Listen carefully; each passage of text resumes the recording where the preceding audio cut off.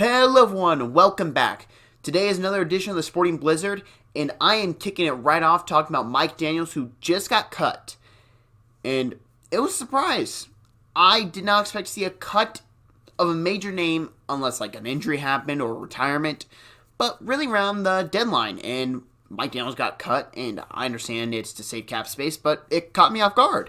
Mike Daniels is still a good player, and I understand why the Packers did it. They need cap space. They've been preparing for this. They've got younger players. And Kenny Clark is going to be due his paycheck here soon. You kind of have to make room for that, and you're going to choose the younger guy over the older veteran that's 30. But where should Mike Daniels go? That's really what I want to talk about. And one of the big places that comes to mind is Seattle. They just lost Jaron Reed to suspension for 6 games. And game Mike Daniels, you instantly, now I'm not going to say improve because I think Reed is a good player, but you fill that position for those 6 games. And let's face it, it's not like Daniels and Russell Wilson don't have a good relationship. They met all the time when they play each other. Another team to watch out for is the New England Patriots, just because that's where every veteran kind of wants to go when they're about to retire. He's getting up there. He's had some injuries. I don't know how long he's got. And you want to go win a quick Super Bowl ring, you go up to New England and you go win it. It's not really that hard. Bill Belichick will find somewhere to put you, and you'll have a good year, not a good career. He's already had a good career. He'll have a good year, and he can go make his money the next offseason. Another option would be the Cleveland Browns. The Browns struck out on Joe McCoy, and they want to address the defensive line, which I think is extremely smart. You got Myles Garrett, and you kind of want someone right beside him. You want a partner in the trenches for him, and the other defensive end side, they're still trying to figure out, which they should have had figured out last year. I would have taken Bradley Chubb over Denzel Ward, but that's a discussion for another day. You take Daniels, you put him against Myles Garrett, you're going to have a fun matchup. Those two will dominate the AFC North, the AFC in general. They'll dominate.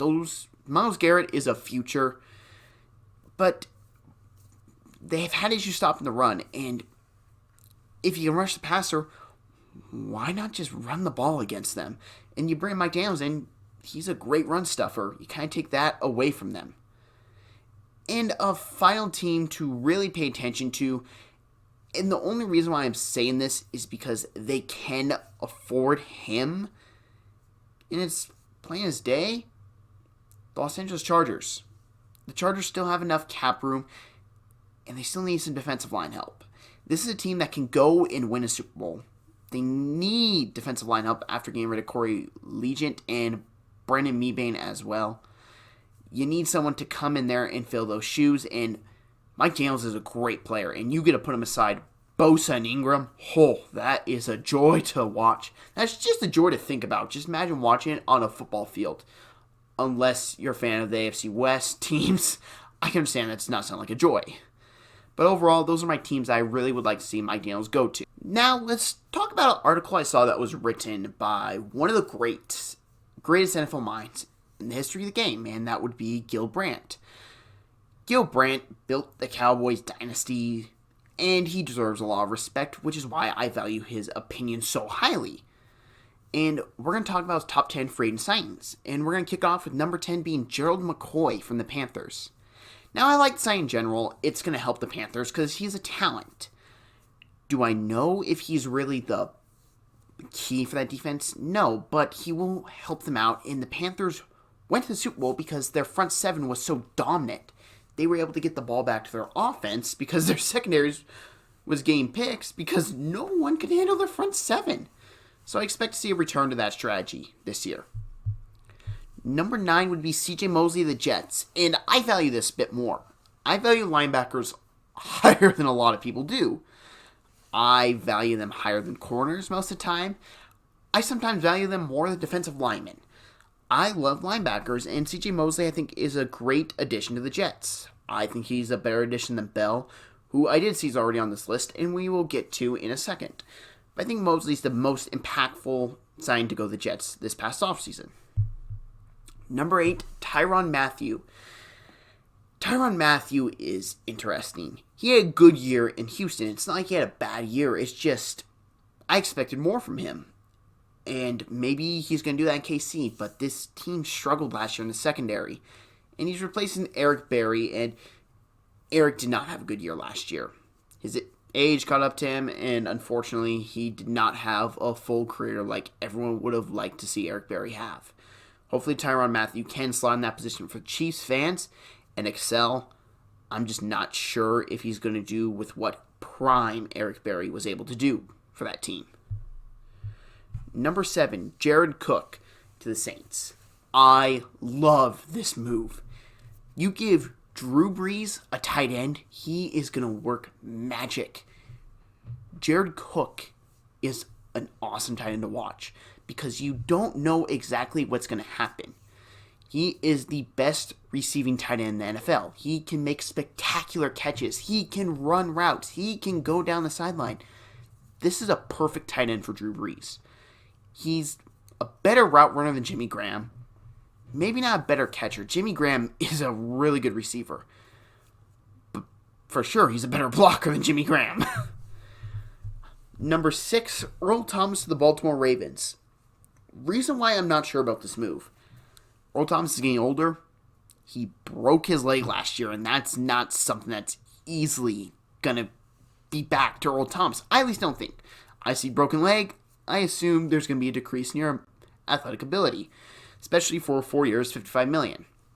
Am I saying Earl Thomas is a bad player? No, I think he'll have a decent career in Baltimore, but I don't think it'll be the career he had in Seattle, that he was getting all these picks. He's older. He's had a couple injuries. He's going to slow down a bit. Would I put him top 10? Yes, because he is a leader in the locker room. That will be important for them after losing C.J. Mosley and a couple other pass rushers. But he's not going to have the same impact he had in Seattle. Number 5, Justin Houston. Not sure about this one. Justin Houston, he's getting up there and he's decreased a lot in his abilities. And he can still rush the passer, which is huge in today's NFL. Will he be back to Justin Houston of a couple years ago? I don't know. Will he be a good player? Most likely, yes. But at 2 years, $24 million, it's a risk for the Indianapolis Colts. And you don't hear many risking contracts. But luckily, the Colts have a lot of salary cap, so they can kind of take a risk here with Justin Houston. Number 4, Landon Collins. I love this move for the Redskins. Landon Collins is a great safety. You take him from a division rival, so you remove that from a rival and you add it to your team. That's 2 pluses right there. And second of all, he might be the best safety in the game. He had a down year last year, but before that, he looked like he was on his way to being the best safety in the NFL. In 6 years, $84 million. That's a big contract. But he might be worth it at the end of the day. With the Redskins front 7 putting pressure on, I can definitely see a jump in picks for him. I can definitely see him getting in some of the pressure. They designed some plays for him to come up and maybe get a couple sacks. But I definitely see him having a rise in interceptions than he had last year. Number 3, Trey Flowers to the Lions. Addition I love. I love Trey Flowers going to the Lions. I did see he just got put on the PUP list, which sucks for the Lions, but he's a good player. Do I know if he's going to be as good as he was in New England? No, because New England makes people better. But I have confidence that Matt Patricia will know how to use him because he used him in New England. Trey Flowers is a good player. Maybe not worth the contract they gave him, but I still like him as a player, and it's worth a shot right now if you're Lions. You need something to get going because you got Matthew Stafford. Until you trade him, you won't be bad enough to tank for a top pick to rebuild this team. And you won't be good enough without making additions to your defense to contend for a Super Bowl. So you kind of have to make this addition. You have to see if it's going to work. If this doesn't work, I would not be surprised if the Lions blow everything up from here. Number 2, Le'Veon Bell. Reason why I'm not sold on Le'Veon Bell, running backs don't have the longest shelf life in the NFL. And I think Bell's a tremendous running back. I used to put him top 2 right between Todd Gurley and him. Now, I don't know if I can put him top 2.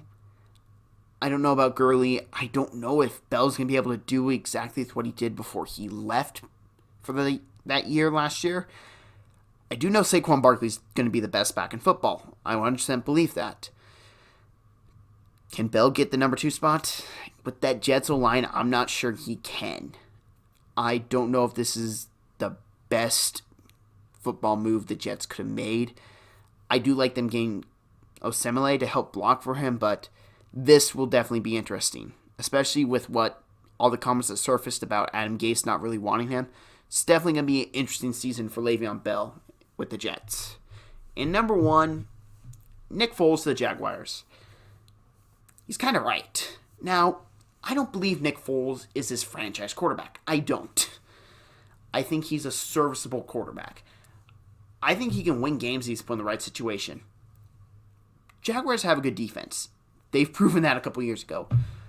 Jaguars have a rushing attack. They proved that a couple years ago. Really, all Nick Foles has to do is not throw interceptions like Blake Bortles did. I think Nick Foles can do that.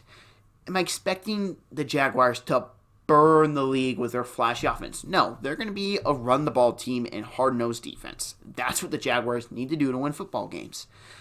But why is this number 1? Simple. If Nick Foles makes smart decisions, if he does what the opposite of what Blake Bortles did last year, this team can contend for a playoff spot and potentially a Super Bowl.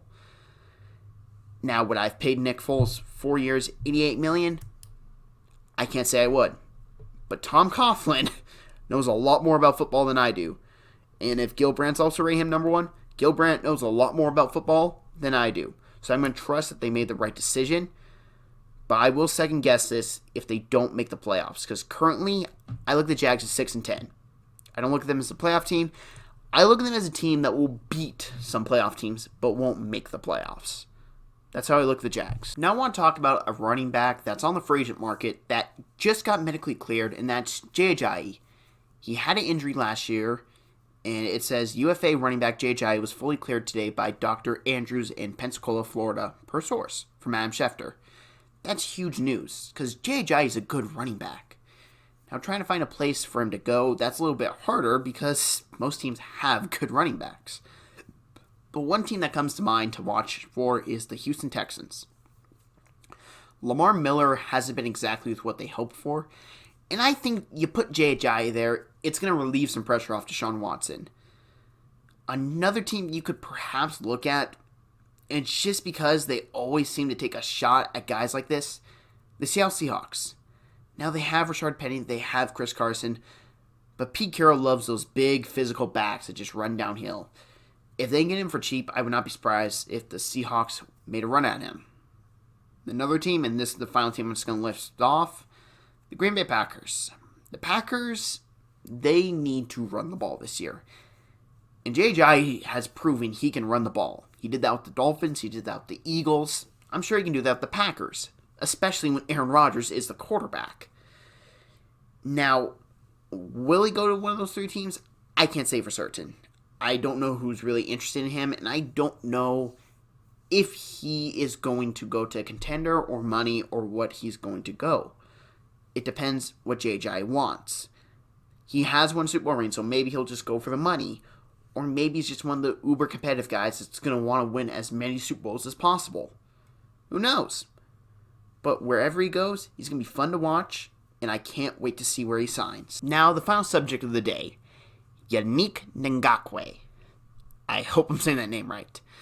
So he turned down a deal with the Jacksonville Jaguars, which I don't blame him because I saw the deal and it wasn't really what he deserves. Ngakwe has been a great player for the Jaguars and he deserves more money.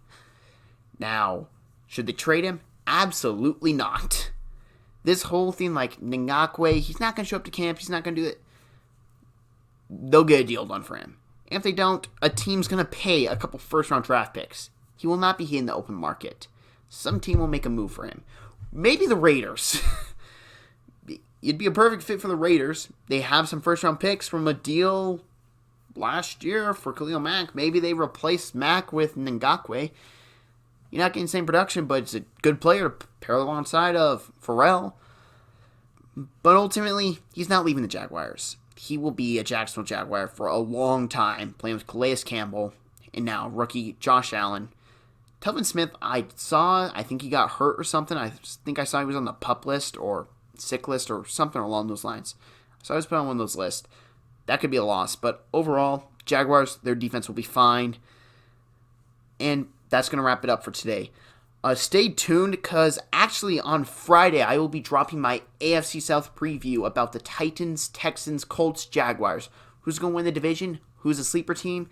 And who might surprise everyone this year?